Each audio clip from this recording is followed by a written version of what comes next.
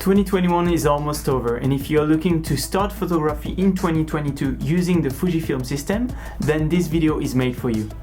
In this video, we're going to discuss what you should, in my opinion, look for in a starter kit, and I will give you my recommendation of 2 kits that I believe will help you get started.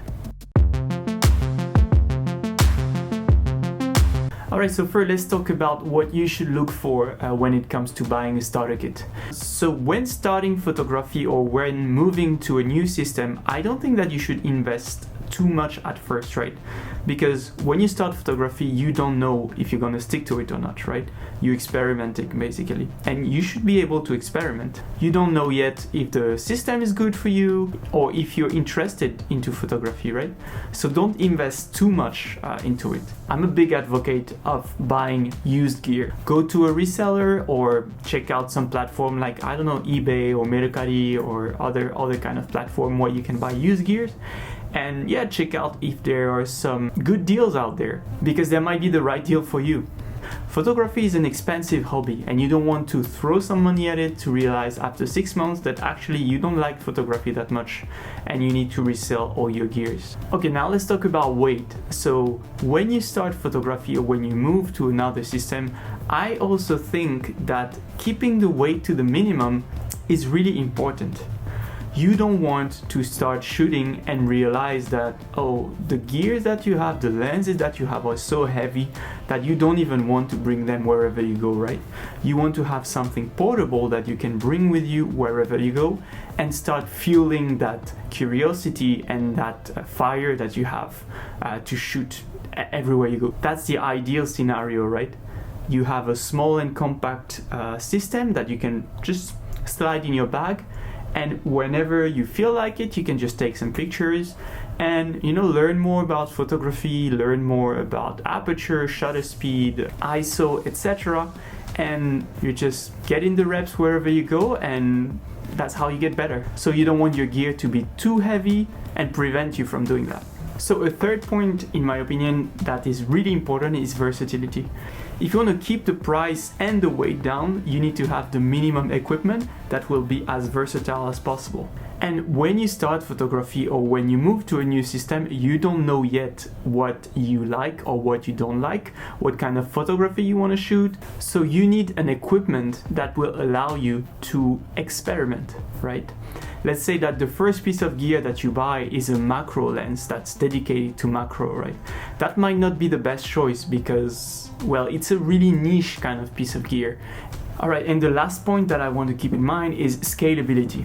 So what do I mean by scalability? Is that right now you are starting photography or you just moved to the Fuji system, right? And you're trying to find the ideal camera for you.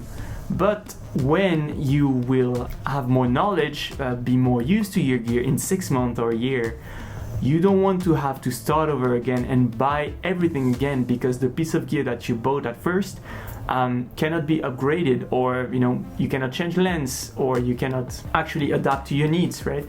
If the piece of gear can scale with all your needs, I think that's a really important point.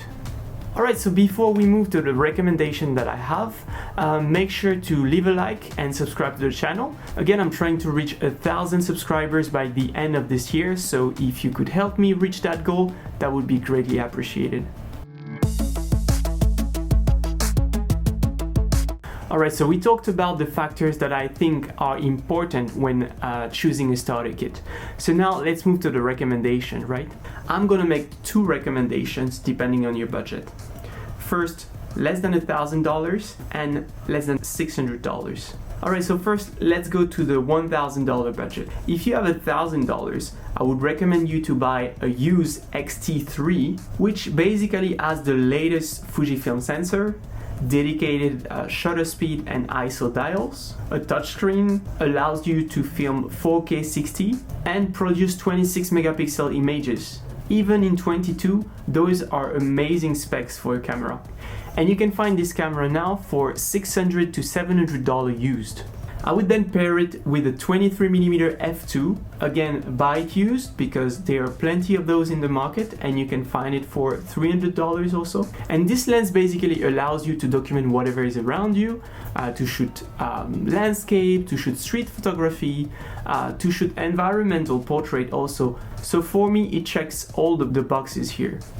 This combo will, in my opinion, allow you to experiment with photos and videos and will grow with you over the years. You can eventually buy some other lenses and couple it with your X-T3, but the XF23mm f2 produces good quality images that you will still be able to use in the future. If you have about $600 to spend, I would say go for the X-T30.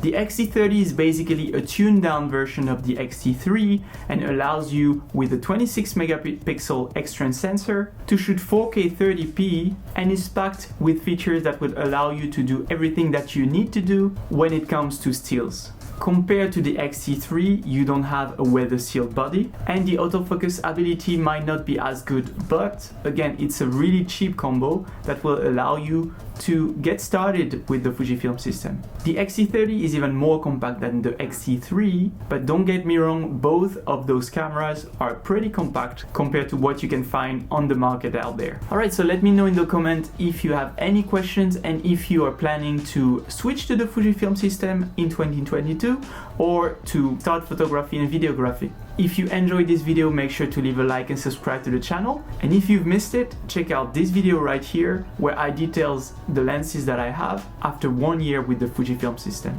I'll see you in the next one. Cheers!